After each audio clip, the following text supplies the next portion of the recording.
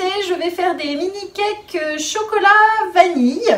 Donc ce sont des petits cakes marbrés, vous allez voir, que l'on va réaliser dans le moule mini cake par 12. Donc c'est des petites portions individuelles dans lesquelles on peut faire des cakes salés, sucrés, pourquoi pas aussi faire des petits flancs de légumes. Enfin, ça fait une part individuelle qui est assez sympathique. Allez, c'est parti. Je pose le moule mini cake sur la plaque en aluminium après l'avoir passé sous l'eau pour bien le nettoyer. Vous voyez, il est posé là sur la plaque. Pour les accessoires, on a besoin de la balance pour les peser, le séparateur de blanc et jaune pour les œufs, le pichet verseur, le cul de poule avec le fouet, le support de cul de poule.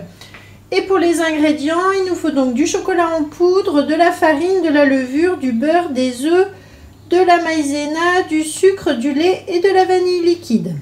Allez, on y va. Je vais donc séparer les jaunes et les blancs grâce au séparateur.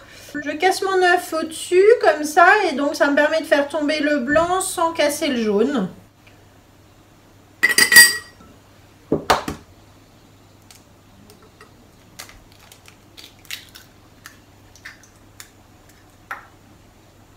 Et voilà, comme ça c'est tout simple. On enlève le blanc et on met les jaunes ici. Donc je vais mettre les blancs d'œufs dans le cul de poule. Il y a 3 blancs. On laisse les jaunes pour l'instant de côté. Et donc dans mon cul de poule, je vais ajouter 70 g de sucre en poudre. Et je fouette donc blanc et sucre. Voilà, donc lorsque les blancs sont bien mousseux comme ça, on va les garder de côté. Donc il nous faut 170 g de beurre que j'ai fait fondre dans le bol à micro-ondes. On va ajouter 100 g de sucre. Cette fois-ci, je prends le fouet 13 cm dans le petit bol et je mélange. Lorsque le mélange a blanchi, je verse dans le petit cul de poule. Avec la spatule double embout, voilà.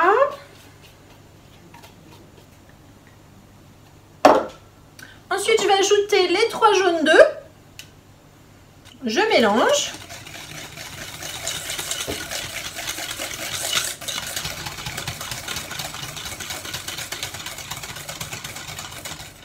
Il faut 50 g de fécule de pommes de terre.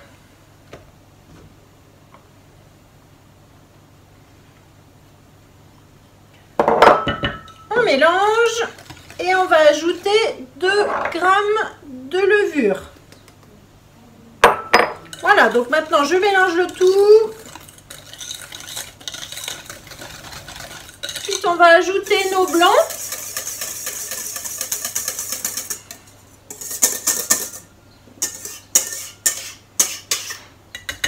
Donc à chaque fois c'est la spatule double embout qui me permet de vider mes culs de poule, de bien racler.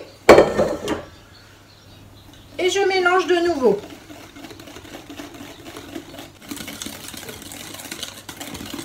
Il vaut mieux le faire dans ce sens-là, mettre les blancs dans le reste de la préparation. Le cul de poule étant maintenant un petit peu petit, je vais récupérer mon grand cul de poule pour mettre ensuite la farine.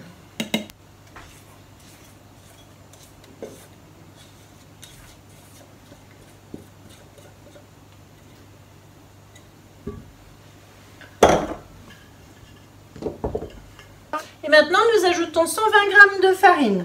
Donc, je vais verser en pluie, mélanger à la spatule. Vous voyez que mon cul de poule est toujours posé sur le support du cul de poule. Donc, je peux mélanger, ça ne bouge pas.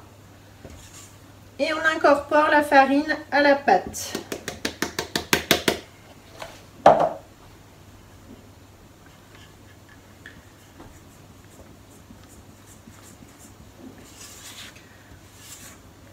Alors, les spatules, elles permettent de racler, de vider, vous voyez, les bols, le cul de poule. Mais ça permet de mélanger aussi, c'est assez facile parce qu'elles sont assez rigides. Donc elles se tiennent vraiment bien. Voilà. Lorsque l'appareil est bien homogène, on va séparer la pâte en deux. Donc vous voyez l'intérêt d'avoir 2 culs de poule, c'est qu'effectivement on peut les récupérer comme ça plusieurs fois pendant la recette. Donc on va séparer la pâte.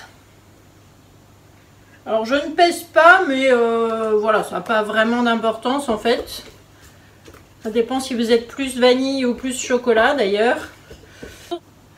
Alors ensuite, on va donc prendre 10 g de cacao en poudre et 25 g de lait. Je vais rassembler donc le cacao dans le lait et on va mélanger pour pouvoir ensuite aromatiser une des deux pâtes. Voilà, on mélange. Alors peut-être au fouet, c'est plus facile avec le cacao. Donc là, pareil, je reprends le petit fouet. Vous voyez, pour les petits bols, c'est pratique d'avoir des fouets de taille différentes.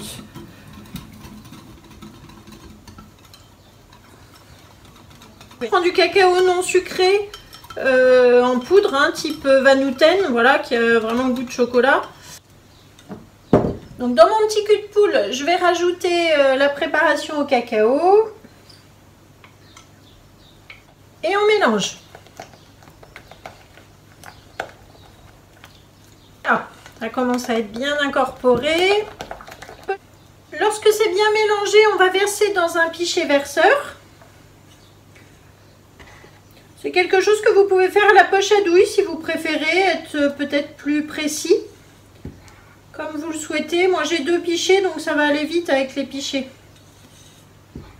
Ça c'est pareil, les petits pichets, c'est des accessoires qu'on peut avoir en double dans sa cuisine parce que vous allez voir, on l'utilise quand même assez souvent. Alors la préparation cacao, je la pose là. Dans celle qui était nature, je vais ajouter une cuillère à café de vanille liquide. Donc c'est l'extrait de vanille que je trouve sur la boutique en ligne. Je vous mettrai le lien dans la description. J'ajoute une cuillère à café. Voilà. Je mélange.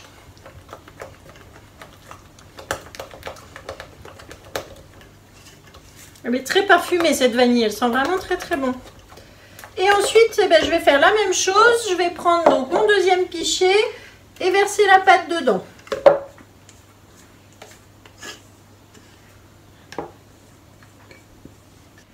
Alors ensuite, donc on va verser 3 couches dans chaque. Donc n'oubliez pas qu'il y a de la levure, alors il ne faut pas trop les remplir. On peut alterner d'ailleurs plus de chocolat ou plus de vanille, c'est comme vous voulez, on va faire un peu les deux. Donc je commence par exemple une rangée avec de la vanille. Ensuite on va faire rajouter un petit peu de chocolat. Donc ça c'est tout bête, c'est juste alterner des couches de pâte et c'est ce qui va vous faire le marbré. Voilà, et de ce côté-là, on va commencer par le chocolat pour faire l'inverse.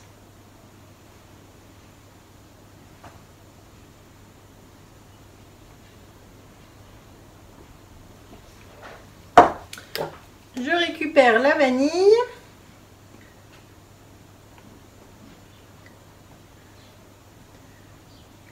Donc vous voyez, je vous disais, à la poche à douille, ça peut être pratique.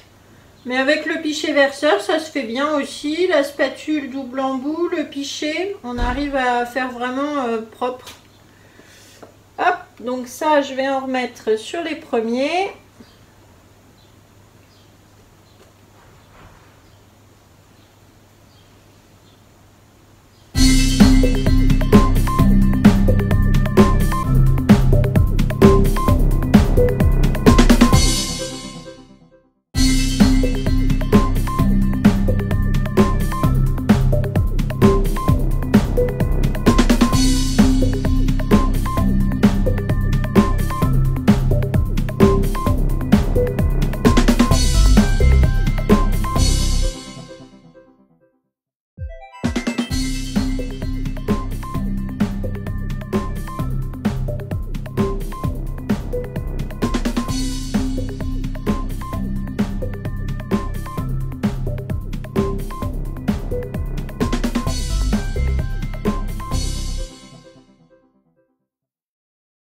Lorsque j'ai terminé de remplir, je passe toujours un petit coup de spatule, vous voyez, pour nettoyer autour. Voilà, peu importe, c'est pas grave si ça cuit sur le dessus du moule, ça va pas l'abîmer, ça va pas tacher, il n'y a aucun souci avec les flexipans. C'est juste pour que ce soit propre, voilà. Et donc là, maintenant nous allons mettre dans un four que j'ai préchauffé à 170 degrés. Et donc on va les faire cuire environ une vingtaine de minutes à peu près. Hein, ça dépend. Alors avant d'enfourner, vous vous souvenez, on tape la plaque sur le plan de travail. Voilà, et c'est parti, on se retrouve pour le démoulage. Voilà, donc les petits cakes sont cuits. Alors je vais vous montrer donc comment les démouler. C'est tout simple, on pousse par en dessous et on les récupère. Donc là, rien de difficile. C'était 2 couches vanille, 1 couche chocolat. On va les mettre donc sur le plat en bambou. Vous voyez, ça fait partie aussi de la boutique et du catalogue Guy de Marle. Ils sont super ces plateaux parce que ça sert vraiment pour tout démouler, présenter. C'est léger et très facile d'utilisation. Donc je vais démouler tous les petits cakes. Ici, un cake double chocolat et 1 couche vanille. Et je vous mets des photos à la fin de la vidéo. Merci beaucoup d'avoir suivi cette recette. Je vous mets le lien dans la description de la vidéo. Comme d'habitude, vous allez retrouver toutes les astuces de la boutique en ligne. Et puis, n'hésitez pas, si vous avez envie d'assister à un atelier culinaire, que l'on fasse en visioconférence, vous avez le lien dans la description. Vous pouvez tout simplement me donner vos disponibilités et vos choix de recettes et on fera ça ensemble avec plaisir. Je vous mets une petite recette ici et je vous dis à très bientôt. Au revoir!